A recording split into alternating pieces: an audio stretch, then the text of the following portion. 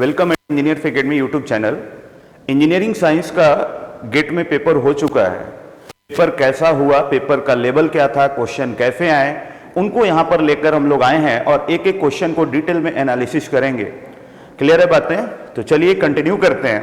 सबसे पहले मैं बात करूंगा स्ट्रेंथ ऑफ मटेरियल से रिलेटेड क्वेश्चन की। तो लगभग 7 to 8 क्वेश्चन आपको स्ट्रेंथ ऑफ मटेरियल से दिखे और इन क्वेश्चन की यदि लेवल की बात की जाए तो ये question moderate to tough level बोल सकते हैं। टफ तो नहीं बोलेंगे, एक तरह से लेंदी क्वेश्चन बोल सकते हैं। टोटली फॉर्मूला का कॉन्सेप्ट था लेकिन क्वेश्चन थोड़ा लेंदी था। सारे क्वेश्चन को देखते हैं और उसका डिटेल सॉल्यूशन करते हैं। चलिए सबसे पहले मैं बात करूंगा, आपका फर्स्ट क्वेश्चन कुछ इस तरह से आया। क्वेश्चन में पूछा गया है for the given loading condition find the bending moment at B. आपको एक लोडिंग कंडीशन दिया गया है और बेंडिंग मोमेंट पूछा जा रहा है किस पॉइंट पे? बी पॉइंट पे। तो इस कंडीशन में आप कैसे करेंगे? तो ध्यान दें, ये एक तरह से आपका रोलर सपोर्ट की तरह वर्क कर रहा है। ये आपको एक तरह से क्या है जी, आपका रोलर सपोर्ट की तरह काम कर रहा है। इस क्वेश्चन को यदि आप करना चाहें तो पिन या रोलर का कॉन्सेप्ट आपको ऑलरेडी क्लास में पढ़ाया गया था। ये कॉन्सेप्ट ऑलरेडी क्लास में कराया गया है और एक तरह से क्वेश्चन टोटली वहीं से कॉपी हुआ है। आपको यदि मैं दिखाना चाहूं तो इस तरह के क्वेश्चन ऑलरेडी क्लास में हुए हैं। ईएमएस के अकॉर्डिंग आप देखेंगे सेम कॉन्सेप्ट था। यहाँ हिंज है, रोलर हिंज, जो भी कंडीशन देगा बी पार्ट में ब्रेक कर देंगे। क्लियर है? क्वेश्चन आप समझ में आ रहा है? बी का आपसे मोमेंट पूछा गया है ऑलरेडी क्लास में। यहाँ पे ध्यान देंगे, ये पार्ट मैंने ऑलरेडी करा रखा है। तो इस कॉन्सेप्ट को फिर से समझते हैं। ऑलरेडी ये क्लासेस में डिस्कस हुई थी, सेम कॉन्सेप्ट पूछा गया। मैंने स्पेशली बोला भी था कि बेंडिंग मोमेंट बी पे पूछ सकता है, बी का वर्टिकल रिएक्शन पूछ सकता है, पे मोमेंट पूछ सकता है, ए का वर्टिकल रिएक्शन पूछ सकता है। इस तरह के बहुत सारे क्वेश्चन बन सकते हैं। तो इस चीज पे आप फोकस करेंगे। चलिए कॉन्सेप्ट पे आते हैं और इस पे काम करते हैं। सबसे पहले यदि मैं बात करूं तो इस बीम को आप ऐसे तोड़ दें तो ये आपका यूडीएल है। प्लीज कॉन्सेप्ट को पकड़ने की कोशिश करेंगे और कुछ ऐसा कहानी है। यहां पे आपने ऐसे रिएक्शन लगाए, दिस इज आरसी, और यहां पे आप इस तरह का एक लोड लगा दिए, this is also RC. Agree करते होंगे? ये आप क्या किए, रोलर के पास जब लाइक पिन होता है वहां पे पिन निकाल दो तो बीम दो पार्ट में ऐसे आपको दिखेंगे।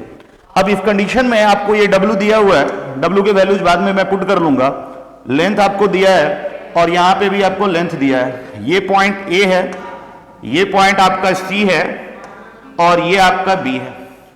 मैं बोल सकता हूं कि इधर का जो एसी का नेट डिफ्लेक्शन होगा वो बराबर कर देंगे सीबी के डिफ्लेक्शन से।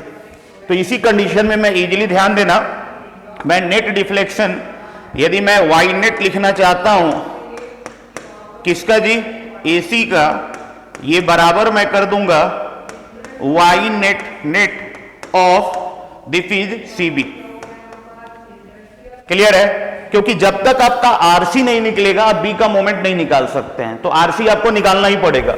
तो जब आप वाई नेट लिखेंगे तो ऊपर यूडीएल लोड्स आए हैं, तो यूडीएल लोड्स का कॉन्सेप्ट क्या होगा, दिस इज डब्ल्यू एल का power 4 upon A T I. UDL के कारण डाउनवर्ड डिफ्लेक्शन, लेकिन यहीं पे एक आरसी भी ऊपर लग रहा है तो आप इजीली लिख सकते हैं RC L cube upon 3 agree करते हैं? इसको आप बराबर कर देंगे सीबी का जो नेट डिफ्लेक्शन है, तो ये कितना है, आरसी एल क्यूब अपॉन 3 इसको जब आप सॉल्व करेंगे तो यहां पे आप आरसी फाइंड कर लेंगे, यहां पे आप आरसी निकाल सकते हैं। क्लियर है? इजीली फाइंड हो जाएगा। जब आप यहां पे आरसी निकालेंगे तो ये वैल्यू आपका आएगा, दिस इज 3/16 WL। क्लियर है? तो आरसी के वैल्यूज को यहां पुट कर दो तो आरसी आप इजीली निकाल सकते हो 3/16। W का वैल्यू आपको दिया है 800 एंड लेंथ की बात करता हूं तो 1 मीटर। इसको सॉल्व कर लेंगे तो यहां पे आपके वैल्यू आ जाएंगे किलो न्यूटन में, this is 150 kilo Newton, 150 kilo Newton. Clear है? यहां तक चीजें क्लियर हो गई होंगी। ये आपका आरसी का वैल्यू है। मेरे को मोमेंट चाहिए बी पे, तो बी पे मोमेंट यदि आप लिखेंगे तो आरसी इंटू एल, आरसी 150 है, लेंथ आपका क्या है जी 1 मीटर है तो आप बोल सकते हैं 150 किलो न्यूटन मीटर। तो ये आपका यहां पे आंसर होगा। बेंडिंग मोमेंट आपसे पूछा गया था, बी पे क्या होगा, बी पे क्या होगा। क्लियर है, सिंपल सा क्वेश्चन है, आपको समझ में आ गया होगा। ऑलरेडी आप देखेंगे ये क्वेश्चन क्लास में कराया जा चुका है। गेट के बैचेज में, रैंक इंप्रूवमेंट बैच हो या जो भी बातें हो रही थी, ये सारे चीज आपको कहीं ना कहीं डिस्कस किया गया था। एडिशनली यहां फोकस करें, बी का वर्टिकल, बी पे मोमेंट क्या होगा, बी पे वर्टिकल रिएक्शन क्या होगा, ए पे क्या होगा। पहले आप यहां पिन लगाया गया था, पिन को हटाया गया और इस कॉन्सेप्ट से हमने सॉल्व किया। तो आई होप को ये चीजें समझ में आ गई होंगी कि ऑलरेडी क्लास से कॉपी किया गया है इन चीजों को। चलिए आगे बढ़ते हैं अगले कॉन्सेप्ट की तरफ। अगला क्वेश्चन कुछ ऐसे पूछा गया, for the given loading condition find the vertical reaction at point C. फिर से स्लोप डिफ्लेक्शन का एक और क्वेश्चन। तो इस कंडीशन में आपसे पूछा गया है कि एक लोडिंग कंडीशन दिया गया है, आपसे वर्टिकल रिएक्शन निकालने बोला है। कहां पे बोला है जी? सी पे। ध्यान देंगे, सी पे पूछा है, ए पे भी पूछ सकता है, क्वेश्चन तो कुछ भी बन सकता है। चलिए सी की बात समझते हैं। तो यहां पे आप एक वर्टिकल रिएक्शन ऐसे आएगा, आर सी वर्टिकल, यही वर्टिकल रिएक्शन है। यहां पे आप इसको ऐसे कर दो समझने के लिए। मैंने बोला कि इसको दो पार्ट में आप समझो। ये कहानी ऐसे है, फिर पहले कॉन्सेप्ट समझ लें, this is A, this is B, this is C. Clear है। और इसी में एक पैरेलली आप ऐसे समझेंगे कि दिस इज, एक बीम को आपने ऐसे कर दिया और यहां पे आपने लगा दिया आर सी। मैंने दो पार्ट में चीजों को दिखाया है। एक कहानी ये है, ये एल लेंथ है मान लीजिए, ये जो कहानी है और ये कहानी है, दोनों को हमने एक साथ अलग अलग कर कर दिखाया है। ये आपका ए है, ये सी है। इस पॉइंट का हमने हटाकर सिर्फ ये कहानी दिखाया और सिर्फ एक बार ये दिखाया। मेरा कहना है इसके कारण जो सी पे डिफ्लेक्शन आएगा, इस केस में जो सी पे डिफ्लेक्शन आएगा, क्या आने वाला है? आप कॉन्सेप्ट जानते हैं कि वाई एट सी लिखोगे इस केस में, तो Y at B plus theta at B into जो भी ये डिस्टेंस है, ये डिस्टेंस कितना है? L by two, L by two. तो ये हम एल बाई टू लिख दिए। क्लियर है। इस फॉर्मूले का बहुत सारे क्वेश्चन में हम लोग ऑलरेडी यूज किए हैं। क्लास में कम से कम 10 से 15 क्वेश्चन इस तरह के बनाए होंगे कि बी पे जो कहानी दिखेगा, सी का डिफ्लेक्शन चाहिए। तो बी का डिफ्लेक्शन कितना, बी का स्लोप कितना, और ये जो डिस्टेंस बचा है ये वाला, इसको यहां मल्टीप्लाई कर देते हैं। और सिमिलरली एक यहां वाई सी लिखोगे तो डायरेक्ट यहां का वाई सी लिखोगे तो क्या आएगा? पॉइंट लोड के कारण क्या दिखेगा? R C L cube upon 3 दोनों चीजों को समझ लें। ये इक्वेशन 1 है और ये इक्वेशन 2 है। चीजों को समझेंगे। मैंने इसको हटाया, सिर्फ मोमेंट के कारण सी का डिफ्लेक्शन लिखा हूं, सिर्फ मोमेंट के कारण सी पे डिफ्लेक्शन लिखा हूं, लेकिन सी पे तो एक रिएक्शन भी आ रहा है। तो उस केस में मैं यहां पे मान लिया कि सी पे वर्टिकल रिएक्शन के कारण क्या आएगा? दो इक्वेशन आए, नेट डिफ्लेक्शन 0 होगा तो 1 - 2 = 0 या 1 = 2 कर देंगे। एग्री करते हैं? तो इस कंडीशन में जब नेट डिफ्लेक्शन 0 होगा, जब वाई नेट 0 होगा, तो आपको पता होना चाहिए, यदि इसको मैं वाई C1 मानता हूं और इसको मैं C2 समझने के लिए दे देता हूं, तो मैं बोल सकता हूं Y C1 minus Y C2 = 0। तो वाई C1 बराबर वाई C2। 1 2 कुछ नहीं है, दो कंडीशन के लिए 1 2 लिखा गया है, कंफ्यूज नहीं होंगे। एक में मोमेंट रहा है, सिर्फ डिफ्लेक्शन चाहिए, और एक में पॉइंट लोड है उस कंडीशन में। जब इस केस में आप वाई एट C1 लिखेंगे तो वाई एट बी आपको लिखना होगा। वाई एट बी आपका कितना आएगा जी? दिस इज m L/2 का square upon this is 2EI। Easily लिख सकते हैं 2EI। हमने वाई एट बी लिख दिया। अब plus theta at B. Theta at B जब लिखेंगे तो थीटा एट बी कितना होगा?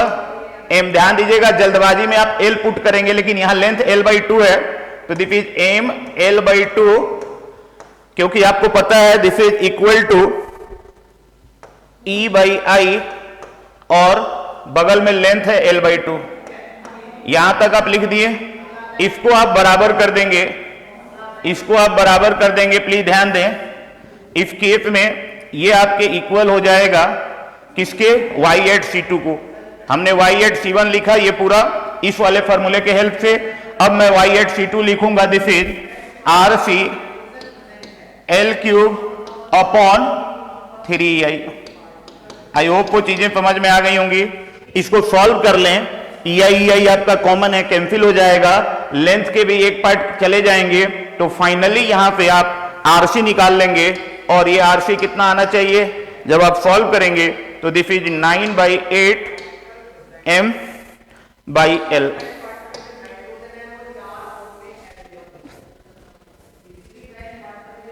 क्लियर है? तो एक बार आप फिर से मैं रिपीट कर दे रहा हूं, कॉन्सेप्ट पे फोकस करें।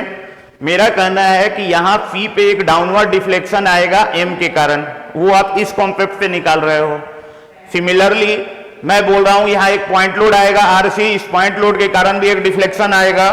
ओवरऑल नेट डिफ्लेक्शन 0 है, तो आप इन दोनों को बराबर कर देंगे, यहां पे आपके RC निकल जाएंगे। आपसे यही पूछा गया है, find the vertical reaction at point C। Clear है? आगे बढ़े, अगले कॉन्सेप्ट की तरफ बढ़ते हैं, फोकस करेंगे।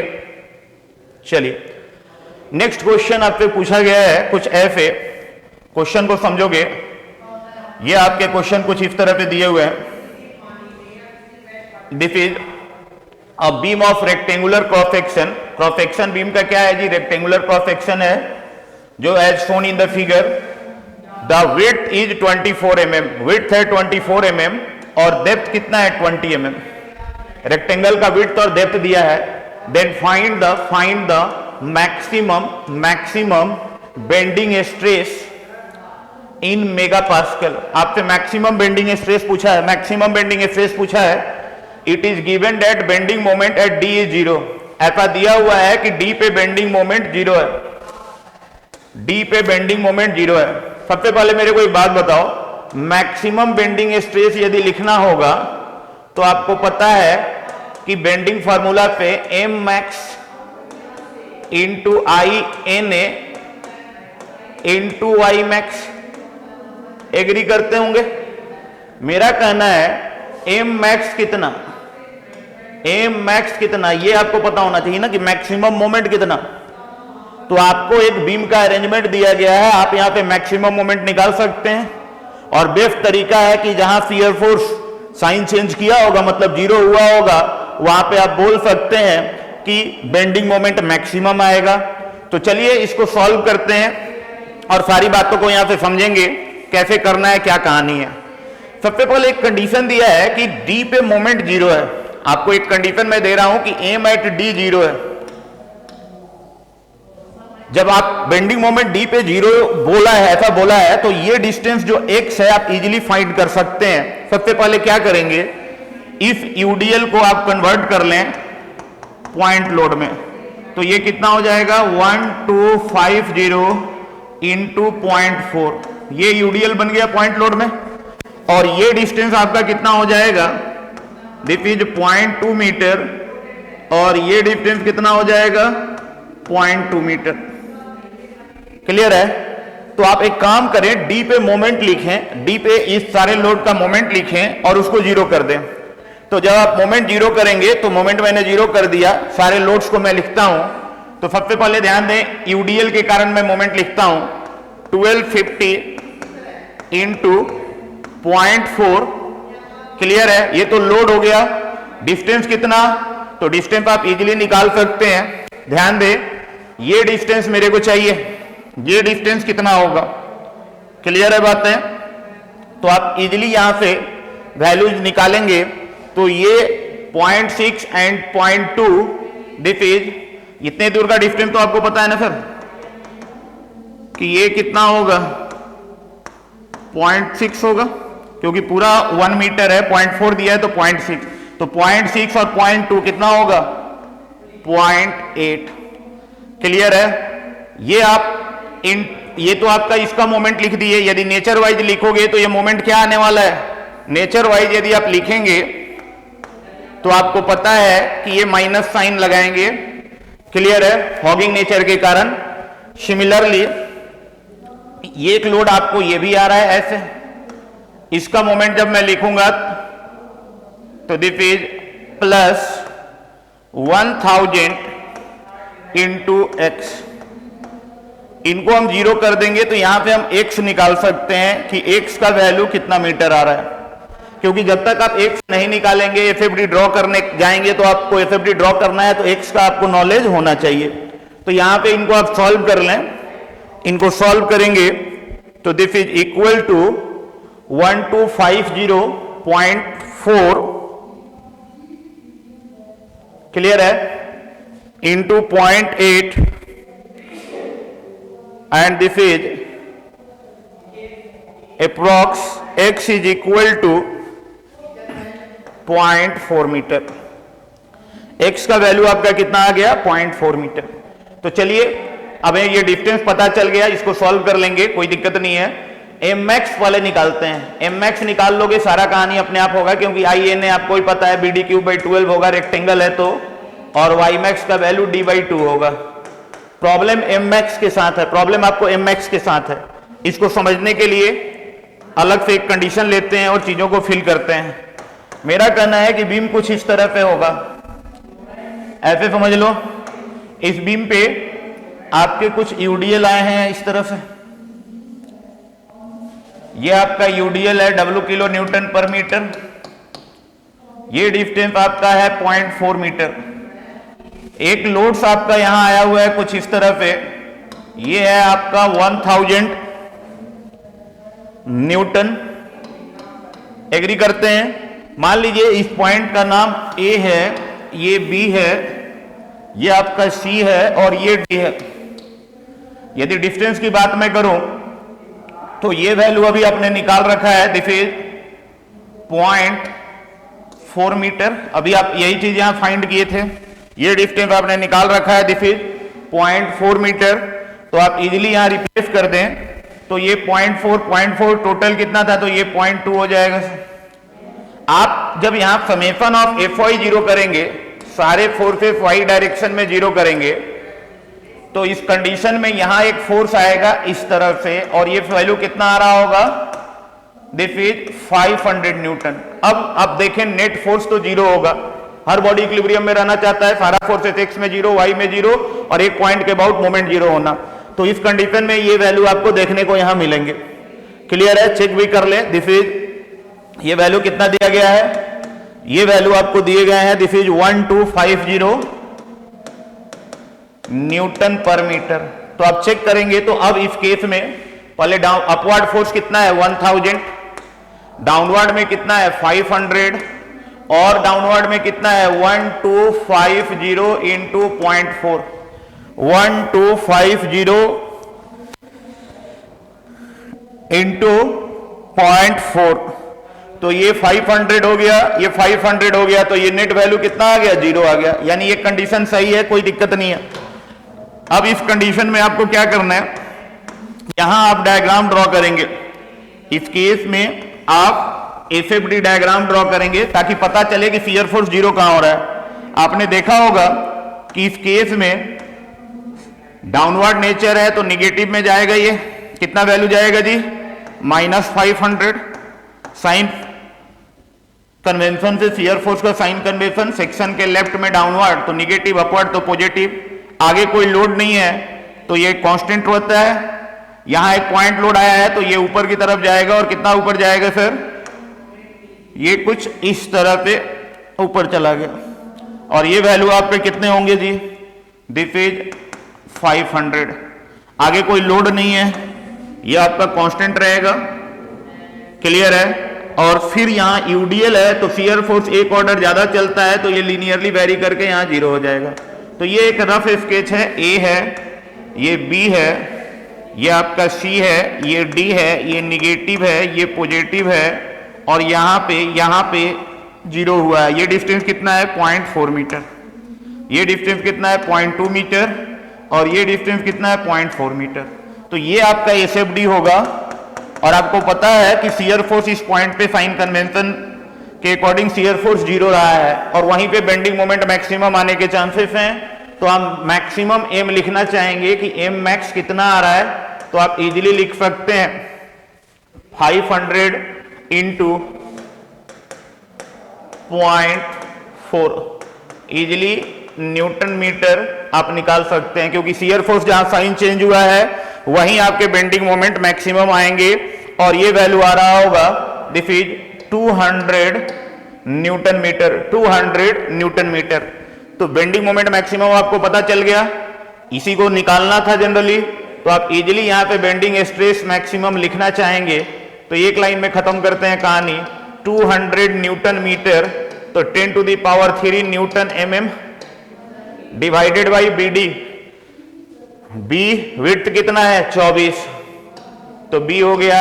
डेप्थ कितना है 20, तो 20 का क्यूब डिवाइडेड बाई 12, ये mm का पावर 4 हो जाएगा। और y मैक्स कितना D/2, D कितना है 20, तो 20 का आधा कितना जी, डायरेक्ट 20/2 कर देते हैं। तो यहां पे आप सॉल्व करेंगे तो आपको बेंडिंग स्ट्रेस का वैल्यू आ जाएगा। ये वैल्यू कितना आ रहा है, सॉल्व कीजिएगा। This is 200 into 10 to the power 3 into 10 to the power 3 divided by 24 into 20 का क्यूब डिवाइडेड बाई 12 इंटू 10। तो इस कंडीशन में आप वैल्यूज निकाल सकते हैं और ये वैल्यू आना चाहिए अप्रॉक्स 125 न्यूटन अपॉन mm² और मेगा पास्कल। क्लियर है, सिंपल क्वेश्चन था, दो चीजों का जानना जरूरी था। बेंडिंग स्ट्रेस जानना है तो मैक्सिमम मोमेंट का नॉलेज होना चाहिए, और मैक्सिमम मोमेंट निकालने जाएंगे तो ये x निकालना होगा, और x को आपको एक कंडीशन दिया है, उस कंडीशन से हमने x निकाल लिया। थोड़ा सा आपको यहाँ फियर फोर्स का नॉलेज होना चाहिए, कैसे फियर फोर्स और जो कंसेप्ट है।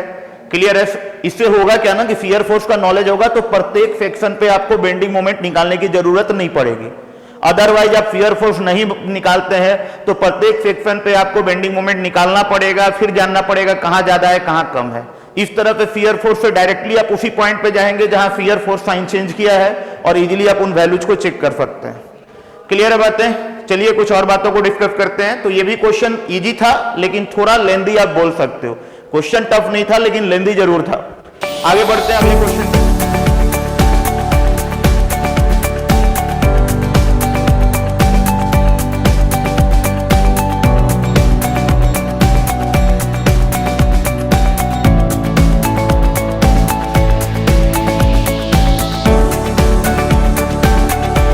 आगे बढ़ते हैं अगले क्वेश्चन पे, ध्यान देंगे। ये भी एक अच्छा क्वेश्चन है, क्वेश्चन को विजुलाइज करेंगे। ये आपके क्वेश्चन है कुछ इस तरह से। क्वेश्चन क्या बोलता है कि for the given arrangement of solid and hollow shaft, एक सॉलिड शाफ्ट और होलो शाफ्ट दोनों का कॉम्बिनेशन है। क्लियर है, shown in the figure, find the angular twist, theta निकालना है एट अ सेक्शन PP। एक सेक्शन दिया है PP, एक सेक्शन दिया है यहां पे PP। उस सेक्शन पे आपको क्या निकालना है, एंगुलर ट्विस्ट निकालना है, थीटा निकालना है। अच्छी बात है, निकल जाएगा। The solid shaft of polar moment of inertia is 50J। Solid shaft का polar moment of inertia 50J है, जबकि होलो शाफ्ट का polar moment of inertia J है। Polar moment of inertia J है। होलो शाफ्ट इतना होलो है और ये सॉलिड है। आपको पता होना चाहिए कि एक तरफ से आप सोचेंगे तो आप बोल सकते हैं, प्लीज ध्यान दें, आप ऐसे आपसे पूछा क्या गया है, इस P पॉइंट पे रोटेशन कितना है, रोटेशन कितना है। ध्यान देंगे, जब भी आप टॉर्सन आएगा, देखो यहां ट्विस्टिंग कपल आया है, ये टॉर्क आपको आया है तो एक रोटेशन दिखता है। क्लियर है, जिसको हम लोग angular rotation, radial line deformation भी बोलते हैं। उसी केस में यहां आपको थीटा निकालने बोला जा रहा है। तो इस पॉइंट का कभी भी जब भी आप रोटेशन लिखेंगे तो जो पॉइंट बोलेगा वो रोटेशन फिक्स इंड के अबाउट लिखेंगे। यदि मैं इस पॉइंट का नाम आपके लिए D रख देता हूं समझाने के लिए, तो आपसे यदि मैं थीटा D पूछता हूं क्या होगा, तो ये थीटा D कुछ नहीं है, थीटा DC है। D का रोटेशन C के रेस्पेक्ट में, D का रोटेशन C के रेस्पेक्ट में। और थीटा होता क्या है सर, तो थीटा आपका होता है TL/GJ। थीटा कितना होता है, TL/GJ। कुछ नहीं है, torsion formula T/J is equal to tau by R is equal to G theta by L। यहां पे इन दोनों को एक साथ ले लेंगे तो थीटा आपको आएगा TL/GJ। थीटा आपको क्या आएगा जी, TL/GJ। एग्री करते हैं, तो थीटा आपका हो जाएगा TL/GJ। प्लीज फोकस करेंगे, एक कॉन्सेप्ट पढ़ाया गया था बार इन सीरीज या shaft in series, shaft in series. तो जब सीरीज में शाफ्ट होता है तो आपको पता होना चाहिए थीटा टोटल जो होता है ये आपका θ1 plus θ2 plus dash dash dash summation चलता है, रोटेशन का समेशन चलता है। ये बातें बहुत बार डिस्कस हुई है, बहुत सारे क्वेश्चन पे डिस्कस किया गया है। आप बोल सकते हैं कि होलो का ये पार्ट और सॉलिड वाला ये पार्ट दोनों आपस में सीरीज कनेक्ट है। तो यहां टोटल की जगह आप ऐसे लिख सकते हैं theta D respect to C is equal to theta D का rotation with respect to B plus theta B का rotation with respect to C. I hope को ये चीजें समझ में आई होंगी, इस पे फोकस कीजिएगा। ऑलरेडी इस कॉन्सेप्ट पे हमने काम कर लिया है। आप कहोगे कि सेम क्यों नहीं लिख दे रहे हैं सर, टॉर्क तो दोनों जगह सेम होगा, बिल्कुल सेम होगा, लेकिन कॉन्सेप्ट आपको पता होना चाहिए कैसे लिखा गया और क्या कहानी है। तो इसी केस में आप फोकस करेंगे कुछ इस तरह से, तो आप इजीली इनको मैं ऐसे कर देता हूं, समझेंगे कैसे सॉल्व करना है। तो जब आप इनको सॉल्व करेंगे तो यहां पे आप इजीली लिखेंगे this is TL upon GJ of DB, D से बी तक जो कि होलो सेक्शन है, and this is TL upon GJ किसका पर बी से लेकर सी तक, इजीली लिख सकते हैं। अब दोनों केस में टॉर्क तो आपको सेम आ रहा है, लेंथ आपको जानना है कि ये लेंथ कितना होगा, ये लेंथ कितना होगा। तो आप 5L/4 से L की बात करेंगे तो ये L/4 आ रहा होगा, ये लेंथ आपको पता है। तो एक लाइन में कहानी खत्म करते हैं, ध्यान देना। दिस इज T, लेंथ कितना है जी DB का, DB के लिए लेंथ कितना है D से B का L/4, तो L/4 ले लिए G, और उसका J कितना है, J ही है। होलो का J कितना है जी, J ही रखा गया है, तो हमने J रख दिया, प्लस BC पे भी टॉर्क कितना आ रहा है, सेम आ रहा है, लेंथ क्या है L है, G और J कितना है जी, तो इस केस में J आपको दिया है 50J, तो यहां आपने पुट कर दिया 50J। बिल्कुल सीरीज कनेक्शन के कॉन्सेप्ट से हम सॉल्व कर रहे हैं। जब आगे आप सॉल्व करेंगे तो ये वैल्यू आपका निकलेगा थीटा DC, D का रोटेशन C पे, और D पे ही आपका PP सेक्शन दिया गया है, क्लियर है। तो ये वैल्यू आ रहा होगा 27 TL upon 100 GJ and this is 0.27 TL upon GJ। Concept mainly ये था, series arrangement, series arrangement, series में कैसे वर्क करना है। दूसरी बातों को जानना है कि कुछ भी पूछेगा तो किसके रेस्पेक्ट में हम लिख रहे हैं, D का रोटेशन पूछा है तो D का रोटेशन C के रेस्पेक्ट में, जो आपका फिक्स फील्ड का कंडीशन दिया होगा। तो चलिए आगे बढ़ेंगे, इस क्वेश्चन में भी क्लियर होगा, सिंपल सा क्वेश्चन था, इस तरह से चीजें पूछी जाती हैं। नेक्स्ट बात करेंगे, अगले क्वेश्चन की तरफ जाएंगे। ध्यान दें, ये टॉर्सन से क्वेश्चन, लगभग सारे टॉपिक के क्वेश्चन यहां देखने को मिले। अगला क्वेश्चन बात करेंगे, ये भी एक तरह से स्टेप्ड बार दिया हुआ है, फोकस करोगे, ये आपको स्टेप्ड बार है, अच्छा क्वेश्चन है ये भी। Fixed at both end subjected to P load at a junction as shown in the figure. ये P लोड आया है, फोकस करेंगे। It is given that change of length in each portion is 0.1 mm, then find the load P। Young's modulus दिया है 200 gigapascal, Young's modulus दिया है 200 gigapascal. Condition एक दिया हुआ है एक्स्ट्रा, और वो कंडीशन क्या है जी, कंडीशन कुछ इस तरह से बोल रहा है कि यहां पे जो चेंज इन लेंथ हो रहा है ईच पोर्शन में वो कितना दिख रहा है, 0.1 mm, 0.1 mm। मतलब यदि चेंजेस AB में हुआ है तो भी 0.1 mm, और BC की भी बात कर रहे हैं तो 0.1 mm।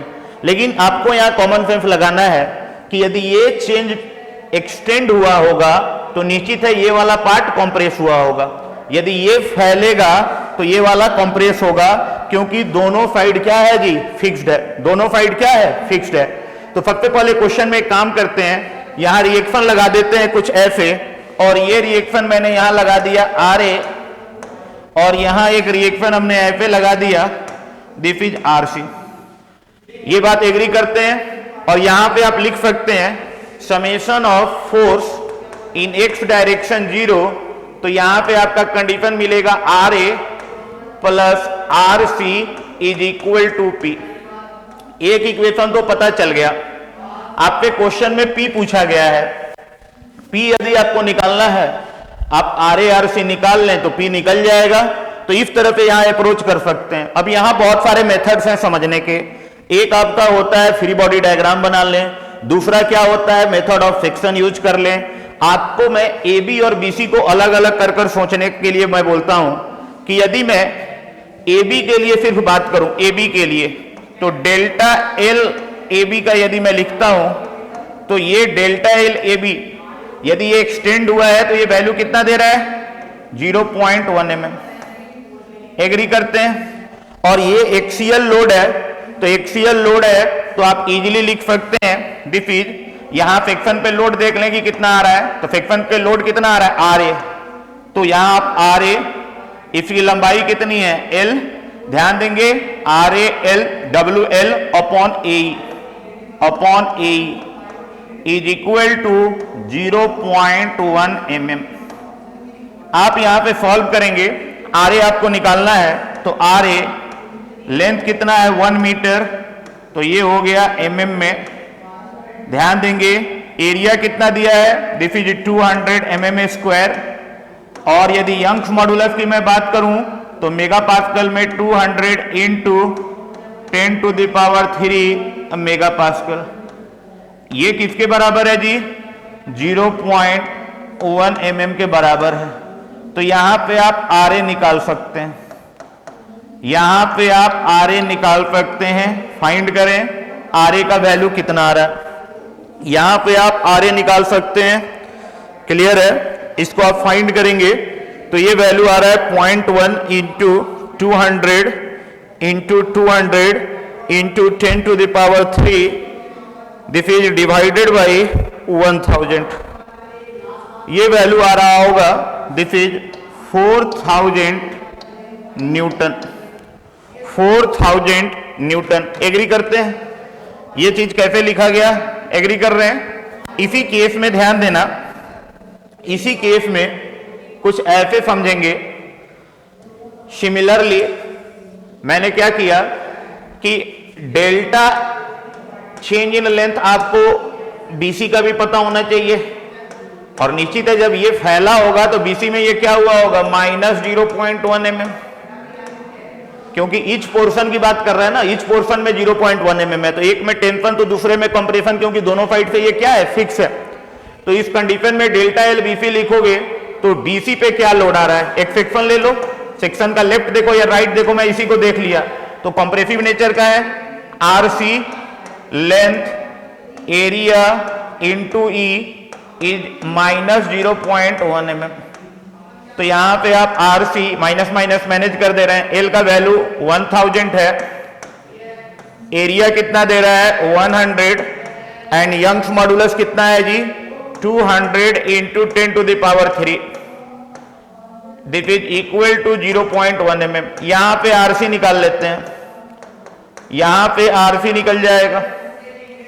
तो RC यदि यहां पे आप फाइंड करेंगे तो approx value this is 0.1 into 100 into 200 into 10 to the power 3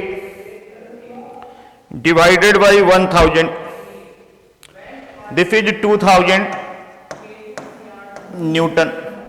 तो आप यहां इक्वेशन में पुट कर दें, RA का वैल्यू कितना है जी 4000 प्लस 2000, ये आपको P देगा, तो P कितना देगा जी 6000 न्यूटन, यानी 6 किलो न्यूटन। क्लियर है, तो यहां पे आप P निकाल लिए, आराम से देख लें, सिंपल सा क्वेश्चन है, ऐसे कभी पूछेगा तो इस तरह से आपको वर्क करना पड़ेगा। क्लियर है बातें, कुछ नहीं किया गया है, बेसिक स्ट्रेस स्ट्रेन चैप्टर से क्वेश्चन है, कुछ बातों को यहां ध्यान में रखेंगे, कोई दिक्कत नहीं है। आगे बढ़ते हैं अगले क्वेश्चन पे।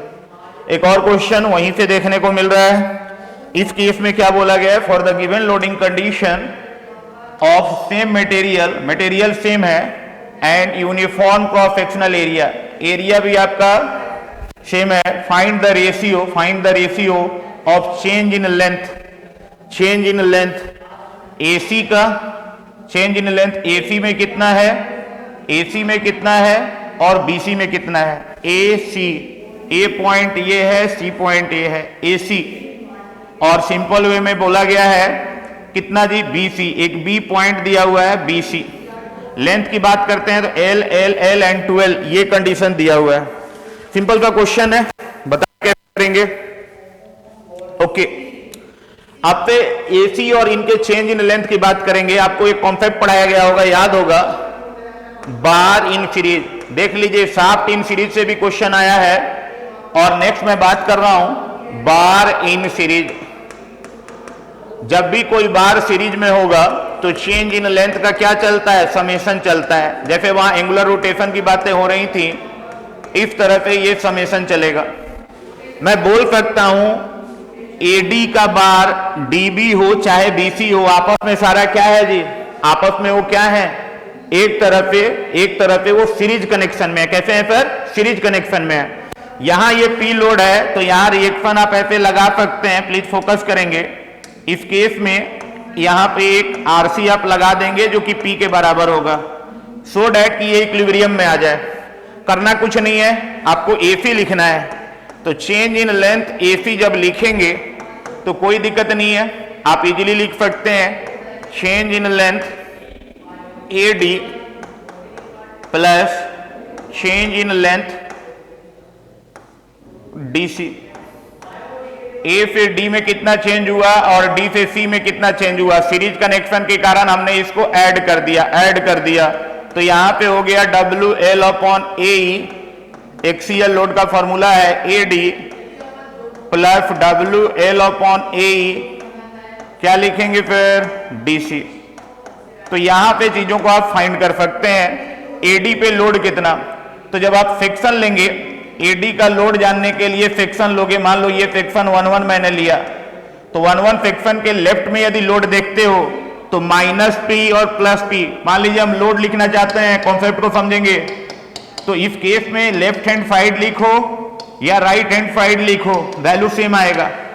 ये सेक्शन मैंने लिया, सेक्शन के मैं राइट देखा तो एक भी लोड नहीं है, राइट में देख रहा हूं एक भी लोड नहीं है, तो जीरो। आप कहोगे मैं लेफ्ट देखूंगा, तो देख लो ये सेक्शन है, ये पी लोड कंप्रेशन है, ये पी लोड टेंशन है, तो minus P plus P is equal to zero. अब जो इक्विलिब्रियम में नहीं किया होगा उसको लगता है कि 1-1 पे माइनस पी आ रहा होगा, इस बात पे आप फोकस करेंगे। पहले इक्विलिब्रियम में करेंगे, यहां पे आपने W एट 1-1 निकाल लिया, और W एट 1-1 ही क्या है, एडी का लोड है, तो ये कहानी तो खत्म हो गया। एग्री करते हैं, तो यहां फिर लोड क्या बचा, WL अपॉन ए। अब ध्यान देंगे दूसरे वाले सेक्शन पे लोड कितना, तो अगला सेक्शन यहां ले लेते हैं। ये मेरा 2-2 सेक्शन है, तो 2-2 सेक्शन की यदि मैं बात करता हूं तो 2-2 सेक्शन में कहानी हमें क्या दिख रहा है, 2-2 सेक्शन पे यदि मैं लोड की बात करूंगा, प्लीज फोकस करेंगे, तो मैं लेफ्ट साइड में यदि देखता हूं तो भी पी आ रहा है, और राइट साइड में भी देखता हूं तो पी आ रहा है। एग्री करते हैं, तो डायरेक्ट यहां W के जगह 0 आएगा, और यहां कितना आएगा, PL अपॉन ए। अब यहां एरिया आप ध्यान देंगे, इस कंडीशन में डायरेक्ट एक ही बार में लिख देते हैं, तो एरिया तो सेम है, लेंथ कितना है जी, 2L है, ये पूरे का लेंथ कितना है, LL 2L है। तो आप यहां पे इजिली ऐसे लिख सकते हैं P into 2L divided by A. Material तो सेम है, एरिया भी सेम है, तो यहां पे आप इजीली लिख दिए this is twice PL upon A. ये किसका चेंज इन लेंथ आया, AC का, एक सी का। लेकिन मैं यदि BC की बात करता हूं, डेल्टा L BC, तो BC के लिए आप लिखेंगे WL अपॉन ए, BC का। अब आपको पता है कि BC एक ही बार है, या तो लेफ्ट देखो या तो राइट देखो। यहां यदि सेक्शन लेते हो तो लेफ्ट देखते हो तो P आता है, राइट देखोगे तो भी P आएगा, और इसका लेंथ कितना है, L है, तो P इंटू L अपॉन ए, तो ये हो गया PL अपॉन ए। ये आपका सेकंड केस हो गया, ये मेरा फर्स्ट केस हो गया। रेशियो क्या बोला है, इन दोनों का रेशियो लिखना है, तो रेशियो लिखोगे तो this is twice PL upon AE divided by PL upon AE, तो कितना हो गया जी 2। सिंपल सा क्वेश्चन है, कोई दिक्कत नहीं है, इजीली किया जा सकता है। यानी बार का भी सीरीज से आया है क्वेश्चन और शाफ्ट का भी सीरीज से क्वेश्चन देखने को मिला है। तो आई होप ये चीजें समझ में आई होंगी। आगे बढ़ेंगे, प्लीज फोकस करेंगे नेक्स्ट क्वेश्चन, और ये हमारा लास्ट क्वेश्चन होगा। यहां पे क्या क्या चीजों को जानना जरूरी है और कैसे आप करोगे, ध्यान देना। For the given column arrangement of length L, flexural rigidity EI, length L दिया है, फ्लेक्सुरल रिजिडिटी EI दिया है, find the smallest value of P to cause just buckling. आपको पता है कि बकलिंग के लिए जो लोड्स आता है, बकलिंग के लिए जो लोड्स आता है, ये लोड हमारा यूलर लोड कहलाता है, और ये यूलर लोड कितना होता है जी, पाई A square E I minimum upon L effective का स्क्वायर, ये कहानी दिया जाता है। और ये यूलर लोड जो होता है एक्सियल लोड इन कंप्रेशन होता है। बकलिंग के लिए जो लोड आता है वो क्या होता है, axial load in compression, axial load in compression, agree करते हैं। ये जो लोड होता है एक्सियल लोड इन कंप्रेशन होता है। तो मेरा आपसे यही कहना है कि सबसे पहले तो ये एक्सियल लोड है नहीं, इसको ब्रेक करोगे तो एक लोड ऐसे आएगा और ये आएगा P cos 30, और बकलिंग के लिए यही लोड रेस्पॉन्सिबल है, ये लोड बकलिंग के लिए रेस्पॉन्सिबल होगा।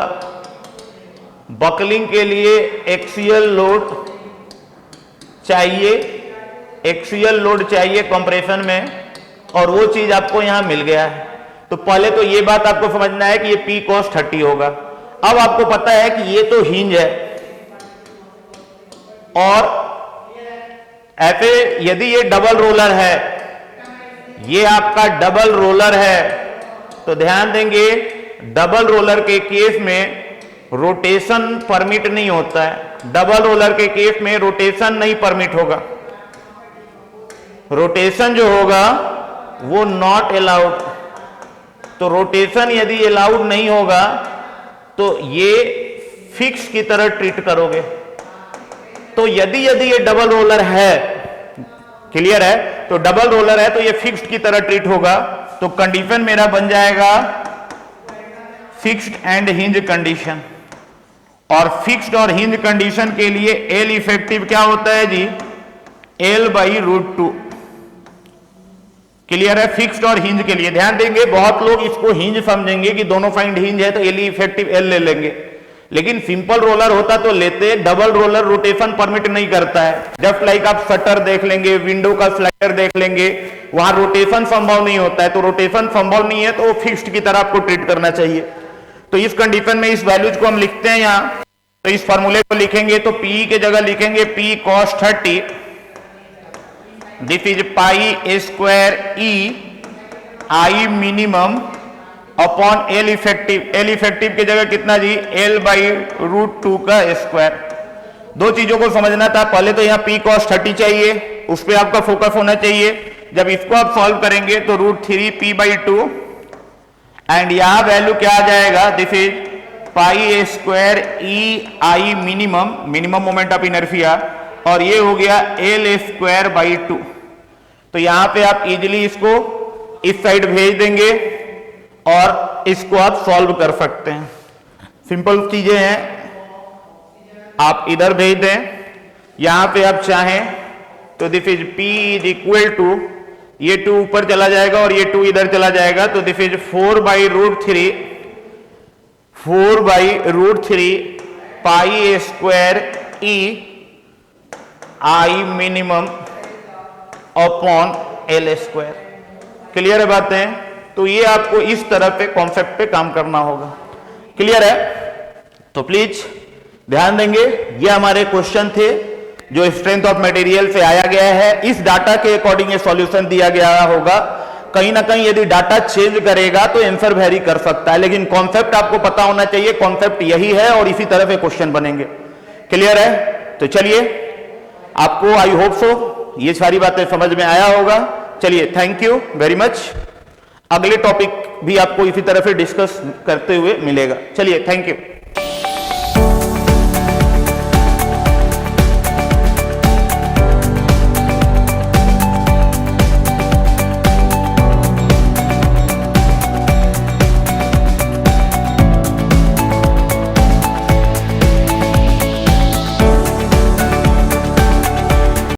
सो हेलो स्टूडेंट्स, अब हम लोग बात करेंगे इंजीनियरिंग मैकेनिक्स के जो क्वेश्चन एक्सी के पेपर में पूछे गए हैं वो किस तरीके के क्वेश्चन रहे होंगे और किस तरीके से आपको उन्हें सॉल्व करना चाहिए था।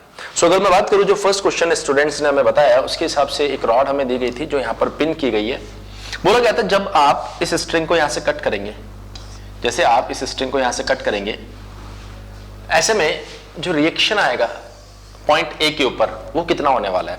तो अगर मैं बात करूं इसके फ्री बॉडी डायग्राम के बारे में, तो मान लीजिए ये रॉड हमारे पास में आ गई, ये रॉड हमारे पास में आ गई और ये पॉइंट ए है और पॉइंट ए पर अगर मैं बात करूं तो यहां पर रिएक्शन लगनी चाहिए आर ए। क्यों लगनी चाहिए? क्योंकि इसका डब्ल्यू जो है वो नीचे की साइड लग रहा होगा। इसका डब्ल्यू जो है बेटा वो नीचे की साइड लग रहा होगा। किस डिस्टेंस पे लग रहा होगा बेटा? ये L/2 डिस्टेंस पे लग रहा होगा। सो अगर मैं यहां पर एक छोटा सा रूल लगाता हूं जो बेसिक आप लिखते हैं, summation of fx equals to ma(x), summation of fy equals to ma(y), whatever जो भी प्रिंसिपल आप यहां पर लगाते हो, अगर वो कंडीशन मैं यहां पर फिर से अप्लाई करता हूं तो ये मेरे ख्याल से यहां पर यही मेंशन करता हूं मैं बेटा, w minus R A equals to ma होना चाहिए। ma को क्योंकि w हमारे पास में गिवन था क्वेश्चन के अंदर, सो w divided by g multiply by a। सो यहां से अगर मैं इसको थोड़ा सा सिंप्लीफाई करूं बेटा, ये बन जाएगा w minus R A equals to w by g as it is. अगर a की मैं बात करूं तो इसके पास में एक एंगुलर एक्सेलरेशन अल्फा अगर हम लोग मान लेते हैं, लेट्स से सपोज अगर अल्फा मान लेते हैं, तो ये होगा बेटा आपके पास में alpha multiply by L/2। So overall अगर यहां से मैं w को या फिर अल्फा को किसी को भी मैं डिफाइन करना चाहूं, एक इक्वेशन तो मुझे यहां पर क्लियरली दिखाई दे रही है। एक इक्वेशन तो अगर आप देखें बेटा तो आपको भी दिखाई दे रही होगी। आप यहां से आर ए को अगर डिफाइन करना चाहें तो आर ए उस साइड चला जाएगा और ये बन जाएगा मेरे ख्याल से देखिए w minus w alpha l divided by 2g, कुछ ऐसा दिखाई दे रहा है। मेरे ख्याल से सभी स्टूडेंट्स इस बात को समझ पा रहे हैं, इसमें किसी भी तरह की कोई समस्या होनी नहीं चाहिए। सभी स्टूडेंट्स इस पॉइंट को बड़ी आसानी से समझ पा रहे हैं कि यहां पर किस तरीके से इक्वेशन लिखी गई है। अच्छा, इस इक्वेशन को एक दूसरे तरीके से भी आप सॉल्व कर सकते हो। यहां से अगर आप चाहो तो ए को भी डिफाइन कर सकते हो। ये जस्ट मैं पॉसिबिलिटी बता रहा हूं किस तरीके से प्रॉब्लम को सॉल्व करना चाहिए। सो अगर आप देखें यहां पर तो इसे आप ऐसा भी लिख सकते हो, ए इक्वल्स टू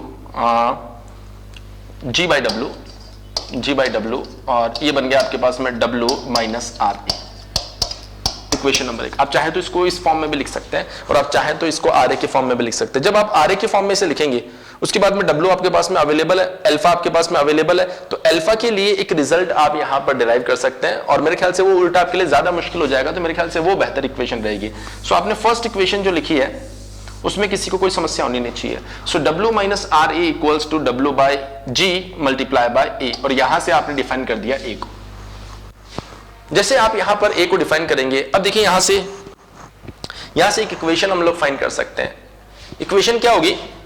मैं इस पॉइंट के अबाउट, जो मिड पॉइंट है इसके अबाउट मोमेंट बैलेंस करने जा रहा हूं। जब मोमेंट बैलेंस करने जाऊंगा तो आर ए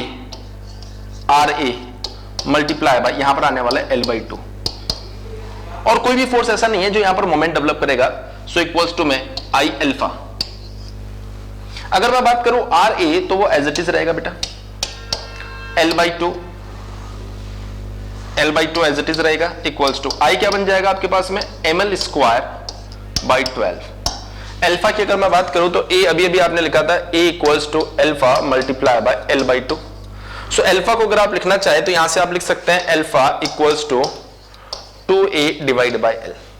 सो आप चाहे तो यहां पर लिख सकते हैं कि ये बन जाएगा 2a divide by l।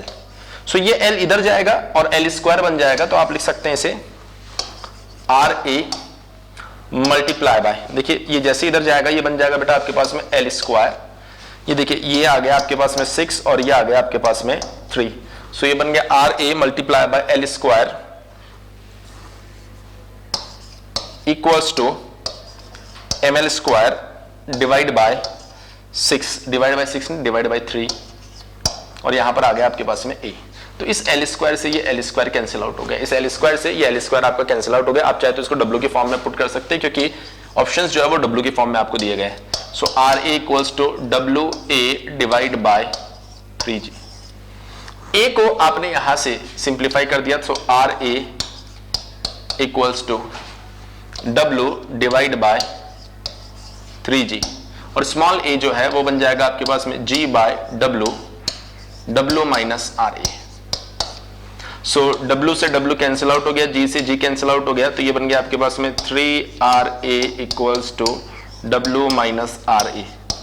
So finally ये बन गया आपके पास में 4RA equals to W। So RA equals to W by 4। RA equals to W by 4। So best option is C। So जैसा स्टूडेंट्स ने हमें बताया हमने बिल्कुल उसी तरीके से इसे सॉल्व कर दिया है। मे भी हो सकता है बेटा ऑप्शंस में कुछ चेंजेस वहां पर दिखाई दे रहे हो, गिवन इन्फॉर्मेशन जो डेटा आपको दिया गया है उसमें भी कुछ चेंजेस हो, लेकिन स्टूडेंट से जो रेस्पॉन्स जो इनपुट हमें मिल रहा है, जैसे ही स्टूडेंट एग्जाम देकर बाहर आ रहे हैं उसके बाद में हमें क्वेश्चंस भेज रहे हैं, तो हो सकता है उनको थोड़ा बहुत कुछ गलत याद रह गया, पर जितना उसने इन्फॉर्मेशन प्रोवाइड की है हमने उस बेसिस पर क्वेश्चन को डिजाइन किया और यहाँ पर सॉल्व किया। आई होप आपने भी बिल्कुल इसी तरीके से सॉल्व किया होगा। नेक्स्ट क्वेश्चन जो मैकेनिक्स का हमसे पूछा गया था, बड़ा आसान क्वेश्चन है। वो बोल रहा है कि आपको यहाँ पर मास दिया गया है 10 kg, जी आपको दिया गया बेटा 10 मीटर पर सेकंड स्क्वायर, और ये कोफिशिएंट ऑफ स्टैटिक और कोफिशिएंट ऑफ काइनेटिक दोनों आपके पास में 0.25 दिया गया। मे भी हो सकता है कि एग्जाम में डेटा कुछ और हो, लेकिन जो मेरे पास में अवेलेबल है मैं यहाँ पर मेंशन कर रहा हूं। वो बोल रहा है if mass m is impossible to be in equilibrium, मतलब इक्विलिब्रियम में नहीं हो उस कंडीशन में स्प्रिंग फोर्स कितना होना चाहिए।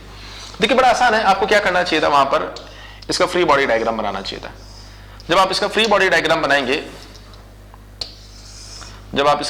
डायग्राम बनाएंगे तो ये मास कुछ इस तरीके से, देखिए ये आपके पास में W, अगर मैं बात करूं तो ये एंगल 36.87 53.13। अच्छा, बच्चों का कहना है कि यहाँ पर 4 मीटर और 3 मीटर दिया था, ये एंगल नहीं दिए थे, लेकिन यहाँ पर हमने मेंशन कर लिया एंगल को डायरेक्टली, कोई फर्क नहीं पड़ता। सो अगर मैं बात करूं इस एंगल की, तो जितना एंगल ये थीटा होता है बेटा उतना ही एंगल ये होता है, तो ये कितना आ गया आपके पास में 36.87। सो W का एक कंपोनेंट हमें इधर दिखाई देगा which is W sine 36.87,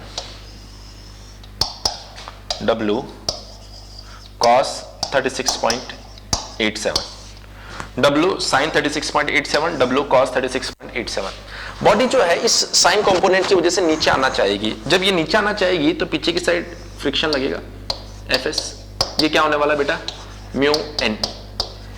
n कितना होगा, देखिए ये इधर लग रहा होगा तो ऑफ कोर्स इसके ऊपर एक नॉर्मल रिएक्शन लग रहा होगा which is n। So n equals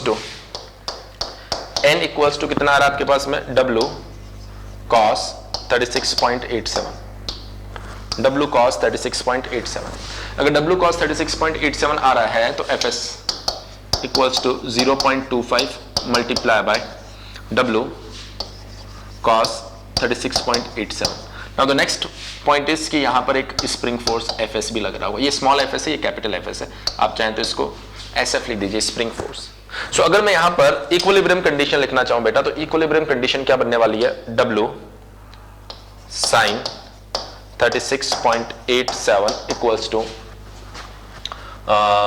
ये जो आपके पास में फ्रिक्शन फोर्स आ रहा 0.25 W cos 36.87 plus spring force. So ऐसे में अगर मैं इसे कैलकुलेट करूं बेटा, तो मेरे पास कैलकुलेटर अवेलेबल है। अगर मैं कैलकुलेट करूं इसे तो W m कितना दिया गया है 10, G भी दिया गया है 10, तो आप इसे डायरेक्टली लिख सकते हैं 100 sin 36.87 equals to 100 multiply by 25 is 25 cos 36.87 FSF। Okay, so now 100, अगर मैं इसको सिंप्लीफाई करूं बेटा 100 sin 36.87, सो ये आ रहा बेटा ऑलमोस्ट 60। 25 cos 36.87 ये आ रहा बेटा आपके पास में almost 20 plus spring force. So for equilibrium spring force आपको यहां पर दिखाई दे रहा 40। लेकिन अभी फ्रिक्शन है बेटा, फ्रिक्शन है तो कहानी में बहुत सारे चेंजेस होंगे। वो बोल रहा है नॉट इन इक्विलिब्रियम, इक्विलिब्रियम में नहीं होना चाहिए। तो हमने बोला अगर स्प्रिंग फोर्स 40 न्यूटन होता है तो ब्लॉक कहीं नहीं जाएगा, लेकिन 40 से ज्यादा होता है तो ऐसी कंडीशन में फ्रिक्शन फोर्स की वैल्यू कम हो जाएगी, लेकिन अभी भी ब्लॉक कहीं नहीं जाएगा। पॉइंट इसकी, अगर स्प्रिंग फोर्स आपके पास में सिर्फ 40 से कम होता है और फ्रिक्शन की मैक्सिमम वैल्यू आपने लगा दी, फ्रिक्शन की मैक्सिमम वैल्यू आपने लगा दी, तो ऐसी कंडीशन में आप क्या कहेंगे कि सर ब्लॉक नीचे की साइड जाने की कोशिश करेगा। क्यों? क्योंकि स्प्रिंग फोर्स भी लग चुका है और फ्रिक्शन फोर्स भी लग चुका है, फिर भी आपका ये वाला फोर्स बैलेंस नहीं हो पा रहा है। इसलिए जो आंसर होगा वो लेस देन 40 वाला जो भी आपको दिया गया वो आपका फाइनल आंसर होगा। सो जो परफेक्ट चॉइस है बेटा, जो ऑप्शन हमें मिले हैं, जो स्टूडेंट ने रेस्पॉन्स दिया उसके हिसाब से यहाँ पर डी ऑप्शन जो है वो सही होना चाहिए। अच्छा, आगे अगर हम लोग यहाँ पर चलें,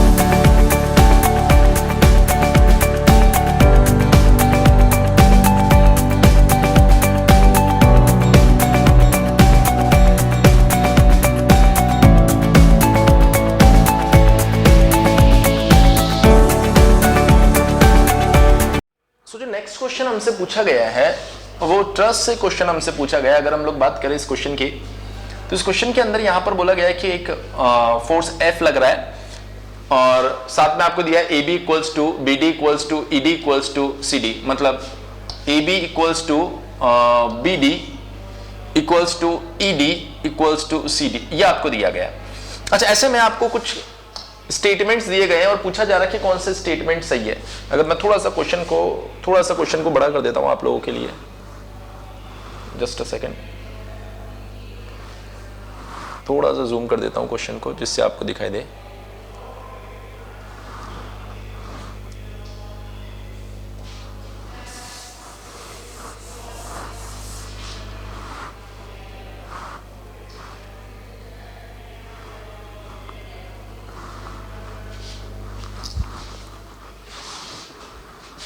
सो बेसिकली अब जो क्वेश्चन हमसे पूछा गया है वो क्वेश्चन ट्रस्ट से पूछा गया है। अगर हम लोग बात करें इस क्वेश्चन की, तो ये बोल रहा है AB equals to BD equals to ED equals to CD, मतलब ये इसके बराबर है और ये AB equals to BD equals to ED equals to CD, ये चारों बेसिकली आपस में इक्वल है और कुछ स्टेटमेंट्स दिए गए हैं। अगर देखिए स्टेटमेंट्स को आप लोग ध्यान से देखें तो जीरो फोर्स मेंबर की बात हो रही है। तो मैंने आपको बताया एक ऐसा मेंबर जो कि दो मेंबर्स 180 डिग्री पर है, कोई भी फोर्स यहां पर लग नहीं रहा, उसके ऊपर लगा हुआ है, तो डेफिनेटली वो आपका जीरो फोर्स मेंबर होना चाहिए। तो एक इंफॉर्मेशन आपके पास में आ गई कि सर BD जो है वो आपका जीरो फोर्स मेंबर होना चाहिए।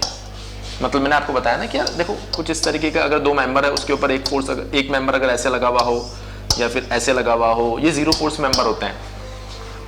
सो यहां पर क्या बोला जा रहा है, BD जीरो फोर्स मेंबर है। देखिए यहां पर बोल रहा है BD जीरो फोर्स मेंबर है, BD जीरो फोर्स मेंबर है, BD जीरो फोर्स मेंबर है और BC जीरो फोर्स मेंबर है।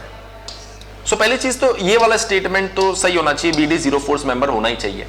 अब अगर मैं बात करूं जॉइंट C के ऊपर, अगर जॉइंट C को मैं यहां पर सॉल्व करूं तो देखिए जरा ध्यान से, ये एक फोर्स लग रहा है बेटा इस साइड, सबको टेंशन में मान लो, एक फोर्स लगेगा FCD इधर, एक फोर्स लगेगा बेटा FCB इस साइड, ये आपके पास में है 45 डिग्री, ये आपके पास में कितना है 45 डिग्री। तो अगर आप simply summation of Fx equals to 0 कर देते हो तो ये बन जाएगा आपके पास में FCB cos 45 degree plus FCD equals to 0। और इसी तरीके से अगर आप यहां पर समीशन Fy इक्वल्स टू 0 कर देते हो बेटा तो ये बन जाएगा आपके पास में FCB sin 45 degree minus capital F equals to 0। So FCB equals to आ रहा है F√2। देखिए अगर ये पॉजिटिव आता है इसका मतलब इस मेंबर में जो आपने इनिशियली टेंशन अज्यूम किया था वो अभी भी टेंशन ही रहने वाला है। अगर ये नेगेटिव आ जाता है इट मींस उसके अंदर कंप्रेशन होता है। तो आपको समझ में आ गया CB जो है वो किस में है, टेंशन में है। आप चाहे तो ऑप्शंस को चेक कर सकते हैं यहाँ पर, CB के हिसाब से CB या BC कहीं पर भी अगर आपको दिखाई दे रहा हो, बोल रहे BC कंप्रेशन में होगा, नहीं BC टेंशन में होगा, ये बात तो फिर भी ठीक लग रही है। BC और कहीं पर लिखा हुआ है, चलिए नहीं लिखा हुआ, इसका मतलब D तो गलत है, ये बात पता चल गई हमें। अच्छा अब अगर मैं बात करूं बेटा CD के बारे में, तो यहां पर वो हमारे पास में CB मिल चुका है, उसको पुट कर दीजिए F√2, ये बन जाएगा 1/√2 plus FCD equals to 0। So FCD जो आ रहा है बेटा वो आ रहा है -F, नेगेटिव आ रहा है। तो CD जो है वो मुझे कंपैरिजन में दिखाई दे रहा है। तो CD के बेसिस पर अगर कोई आंसर हमें दिखाई दे रहा हो जरा देखते हैं। अगर मैं देखूं यहाँ पर बेटा CD तो कहीं पर दिखाई नहीं दे रहा, कोई खास फायदा हुआ नहीं इसका, चलिए कोई बात नहीं। अच्छा, एक और हिंट आपको यहाँ से मिल सकता है कि सर अगर ये टेंशन में है तो ऑफकोर्स ये भी टेंशन में होना चाहिए ना। अगर बेटा ये टेंशन में है तो ऑफकोर्स ये भी किस में होना चाहिए, टेंशन में होना चाहिए, तभी तो ये जीरो फोर्स मेंबर है ना, तो जितना फोर्स इधर लग रहा होगा उतना ही फोर्स इधर लग रहा होगा। तो आप बोल सकते हो सर अगर CD टेंशन में है तो ED भी टेंशन में होगा, हालांकि ED कहीं पर दे नहीं रखा, ये देखिए ED, क्योंकि CD किस में आ रहा है, सॉरी CD कंप्रेशन में है, तो ED भी किसके अंदर होना चाहिए, कंप्रेशन में होना चाहिए। तो आप देख सकते हैं कि सर यहां पर दिया जा रहा है ED कंप्रेशन में, यहां पर दिया जा रहा है ED टेंशन में। ये पहचानना पड़ेगा हमें यहां पर ऑप्शन की मदद से। तो ऑप्शन में आप देख सकते हैं कि ये क्या बोल रहा है, ED टेंशन में होगा, सो ऑफ कोर्स ये भी आपने रिजेक्ट कर दिया। मतलब ये तरीका है कि कैसे आप जज करेंगे कि आपका आंसर जो है वो सही है या गलत है। यहां पर बोला ED कंप्रेशन में है, तो बी के दो स्टेटमेंट तो बड़े अच्छे लग रहे हैं। अब कंफ्यूज जो कर रहा है वो AB है। यहां पर बोल रहा है ED इज इन कंप्रेशन, यहां पर भी बोल रहा है ED इज इन कंप्रेशन, ये बोल रहा है BC जीरो फोर्स मेंबर है, हालांकि अपन इस बात को अभी प्रूफ नहीं कर पाए। C भी टेंशन में होगा, मैग्नीट्यूड मैंने फाइंड नहीं किया, तो ऑफ कोर्स टेंशन में आ रहा है तो जीरो फोर्स मेंबर तो कैसे हो सकता है, तो A वैसे भी गलत हो गया। लेकिन फिर भी AB अगर थोड़ा सा कंफ्यूजन हमारे सामने क्रिएट कर रहा है तो क्यों ना AB को भी कैलकुलेट कर लिया जाए। तो इसको मैं थोड़ा सा हटा रहा हूं यहां से, बेटर है यहां से हटा देते हैं। जॉइंट A को सेलेक्ट कर लेते हैं, B को सेलेक्ट कर लीजिए बेटा, B को। सो B पर एक फोर्स आ रहा है इधर, एक फोर्स जाएगा इधर, और एक फोर्स जाएगा बेटा इधर। इधर जा रहा है FBA, ये ऑफ कोर्स 45 डिग्री रहेगा क्योंकि ये भी 45 डिग्री है। सो इधर जा रहा है FBE, ये तो जीरो फोर्स मेंबर, इसका कोई मतलब नहीं है। FBC, ये कितना जा रहा है आपके पास में 45 डिग्री। चलिए, सो AB के बारे में इंफॉर्मेशन चाहिए बेटा। देखिए इसका एक कंपोनेंट जो है वो इधर आएगा और इसका भी एक कंपोनेंट इधर आएगा। आपके पास BC के बारे में इंफॉर्मेशन है ऑलरेडी, सो आप चाहें तो यहां पर लिख सकते हैं FBC cos 45 का मतलब क्या हो गया, √2 प्लस FBE cos 45 का मतलब है √2 इक्वल्स टू 0। सो आप देख सकते हैं यहां से आपको पता चल रहा है FBC इक्वल्स टू, सॉरी ये BE है, FBE equals to minus of FBC, और FBC आपके पास में कितना आ रहा है, f√2, तो FBE equals to minus f√2। इसमें कंप्रेशन है बेटा, BE के अंदर क्या दिखाई दे रहा है आपको, कंप्रेशन दिखाई दे रहा है। अब अगर आप हॉरिजॉन्टल फोर्स को कंपेयर करेंगे तो मुझे थोड़ा सा इसको यहां से मिटाना पड़ेगा। सो मैं इसको थोड़ा सा मिटा रहा हूं बेटा, इसको थोड़ा सा मिटा रहा हूं। आई होप इतना तो आप समझ गए हैं। सो मैं लिखूंगा यहां पर FBA, इस साइड को अगर मैं पॉजिटिव मान लेता हूं कोई फर्क नहीं पड़ता। सो इधर ही आएगा आपके पास में FBE बाय √2, 45 डिग्री है ना इस वजह से, और कोई कंपोनेंट, बिल्कुल एक कंपोनेंट है FBC divide by √2 equals to 0। So FBA की अगर मैं बात करूं, ये इसके बारे में इंफॉर्मेशन मुझे चाहिए, प्लस BE ये है आपके पास में minus f√2 divide by √2 minus BC जो है ये देखिए ये रहा plus f√2 divide by √2 equals to 0। √2 से √2, √2 से √2, सो FBA जो आ रहा है वो आ रहा है प्लस 2f। सो आप लोग एक बार मैग्नीट्यूड को चेक कर लीजिएगा, पर पॉइंट इज पॉजिटिव आ रहा है, पॉजिटिव आ रहा है, इसका मतलब क्या हुआ, AB टेंशन में होगा। सो AB टेंशन में होगा, BD जीरो फोर्स मेंबर है और ED कंप्रेशन में होगा। मेरे ख्याल से B ऑप्शन जो है वो बिल्कुल परफेक्ट ऑप्शन है। सो मैंने अपनी साइड से जो भी इंफॉर्मेशन मुझे स्टूडेंट से मिली थी XC पेपर के रिगार्डिंग, वो क्वेश्चन सॉल्व करवा दिए हैं। कुछ और क्वेश्चंस भी हमें मिले हैं, लेकिन वो क्वेश्चंस कंप्लीट नहीं है, जिनकी वजह से अभी हम उनको सॉल्व नहीं करवा पा रहे।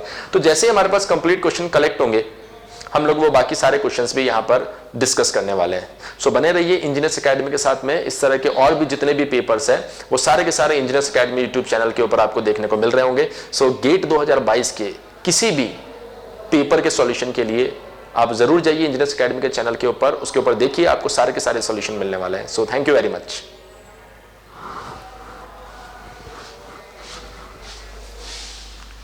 If you really like the video, please hit the like button and share the video, subscribe to our YouTube channel and press the bell icon for the latest updates. Thank you.